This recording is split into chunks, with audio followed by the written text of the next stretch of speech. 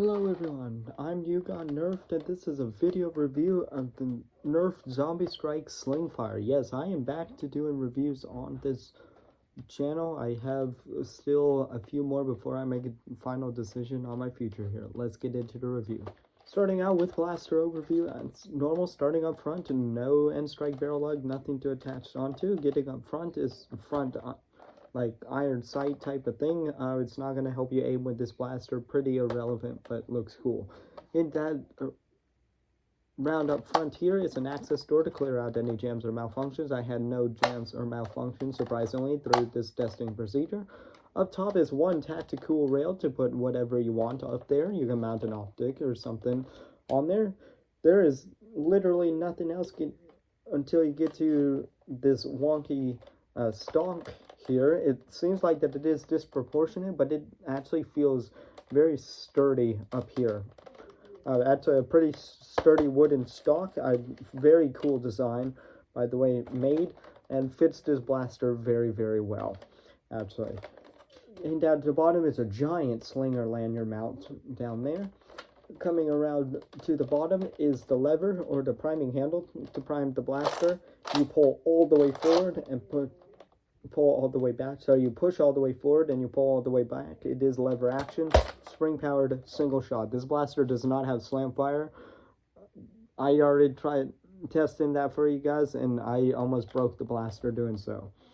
Yes, I do mention that because there are a couple blasters that I've used that did not mention Slingfire as a feature, and it actually did have it. Yes, so I have had it happen before.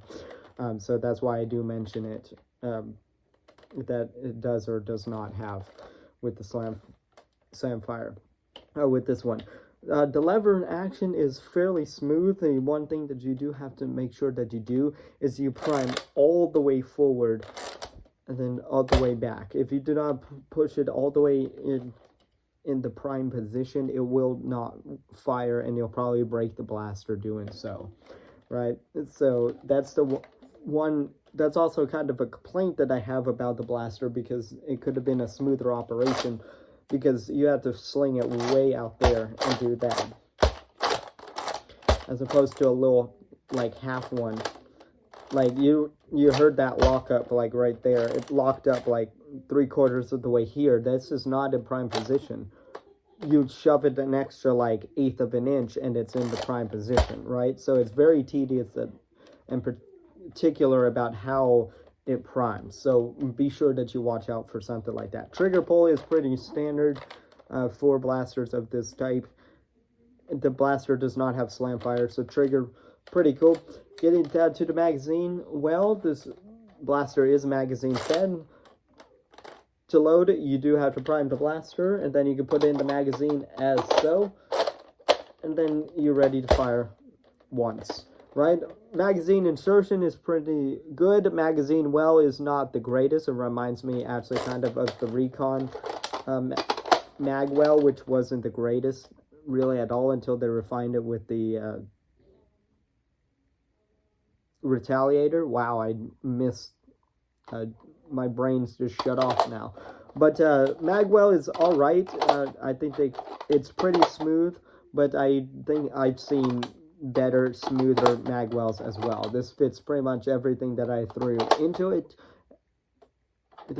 as far as magazine wise. So I did have a little bit of a snag, my personal snag, when I used a drum magazine, so that's why I said pretty much every one of those, but that might just be my unit specifically. This is thrifted, and you're able to fire that once. Magazine, to release the magazine, it is ambidextrous, so you can strike the magazine, release like that, and pull out simply like that. That is all the features to go over with the Slingfire. Let's see it out firing. We will first start out with a 10-round magazine with X-Shot Insanity style darts.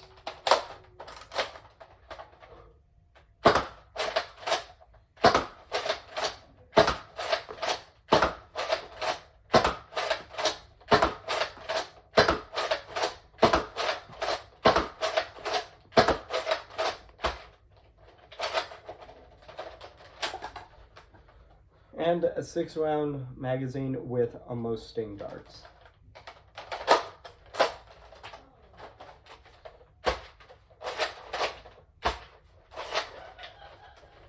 Oh, that's odd.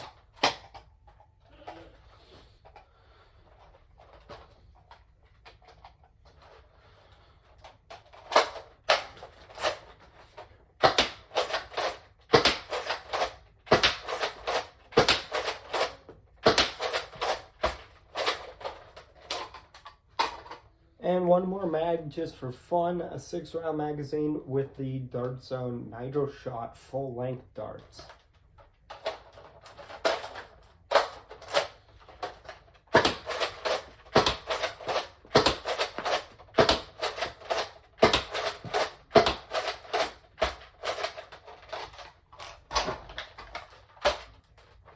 Firing analysis and conclusion of the Zombie Strike Slingfire. The blaster fired pretty okay. I did have a little bit of a hiccup when transitioning to the Mosting darts. Not quite sure what that error was. I couldn't diagnose it immediately, but I was able to fix the issue somehow on that. I believe it was the feeding of the darts. If I was able to conclude, I think I accidentally put some of the darts way too far up at the magazine. Big oof. Either way, I just basically reloaded part of the magazine and shoved it back in, and it worked. Firing velocity on this thing about 64 feet per second, so it's shooting just under 70 FPS par that we can expect from elite primaries, which that's fine, especially for a blaster like this.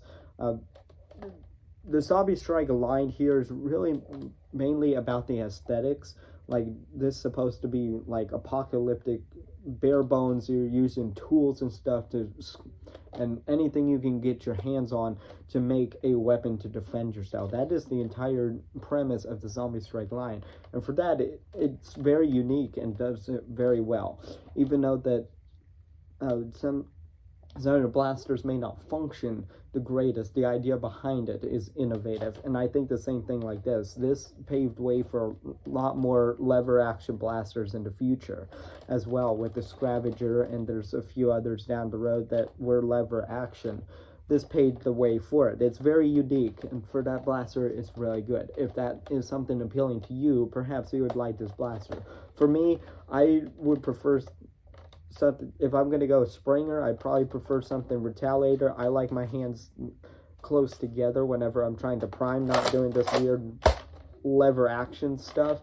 And plus, I'm a little bit more performance based. I don't want a 64 FPS blaster when I can literally shoot a 71 FPS blaster out of something like a Retaliator.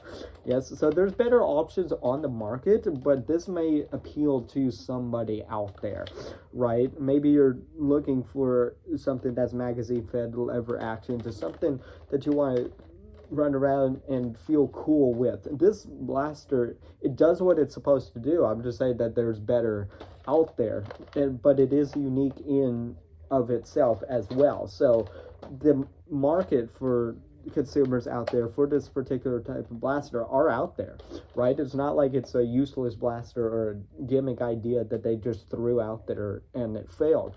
I think this still stood the test of time. Like I said, there's a successor to it called the Scavenger, which they based off of the Slingfire here. So clearly Hasbro was successful in what they were trying to do here.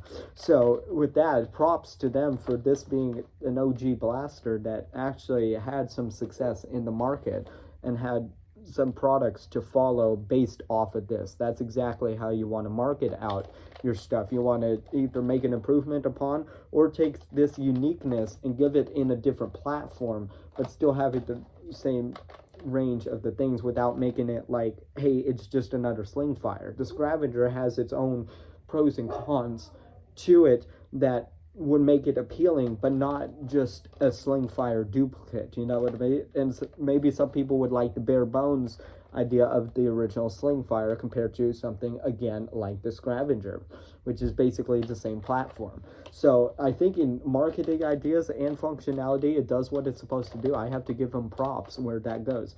My personal opinion is I would not be using this blaster in Nerf War even as spring or primary. I have many other options that I can choose from this. So unfortunately, in that case, in practicality standpoint, Nerf War, I don't think that this would be very practical unless if you're doing like a house war or something. There could be a place for that as well. Maybe this could be practical for you as well. So that's pretty much all that I have as far as on the Slingfire. Let me know what you guys think in the comments down below. Be sure to subscribe if you like more content like this. As far as I know, this channel is still running. I still have a bunch of other projects that I want to get done before I make a final decision. Do I want to continue this or not? So we're still going to continue this as normal until then. So let me know what you guys think, and I'll see you guys in the next one.